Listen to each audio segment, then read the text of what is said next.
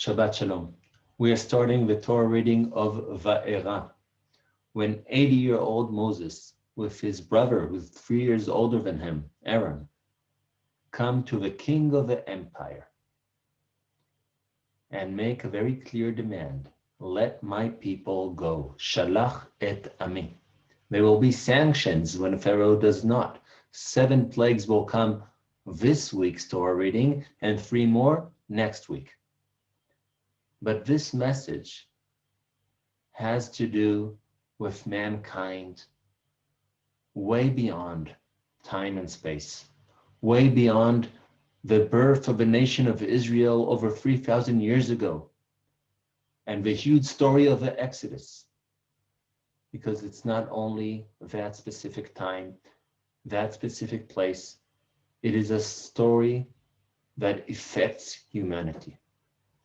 It is no coincidence that the person singing, "Go down, Moses, let my people go," is Louis Armstrong. Also, Ray Charles has a very good version. Where did they get this song from? It comes from the fields of cotton, when slaves who were deprived of every freedom we can imagine were not deprived of hope, because they knew the Bible and they knew that every nation and every person deserves freedom. That is the message of "let my people go."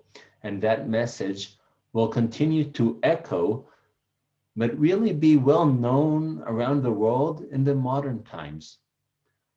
I believe someone really brought it to our region, to the area of the Ottoman Empire and Europe, is Woodrow Wilson, with a great speech of 14 points, where he comes and says, if we now conquered all this land, it is not in order to exploit and colonize others. It is in order to enable them to have independence, to have self-definition, to be free. This idea will also be in the foundation of a Declaration of Independence of the State of Israel. This saying that, yes, we appreciate the UN declaration. We do not have to have it, because we have a natural right to be a nation among nations here in the State of Israel, to be sovereign, to have our freedom. And this idea continues throughout history, also after the declaration of the state. Let my people go will be the slogan and declaration in protest in New York, in Los Angeles, in Tel Aviv, in Jerusalem.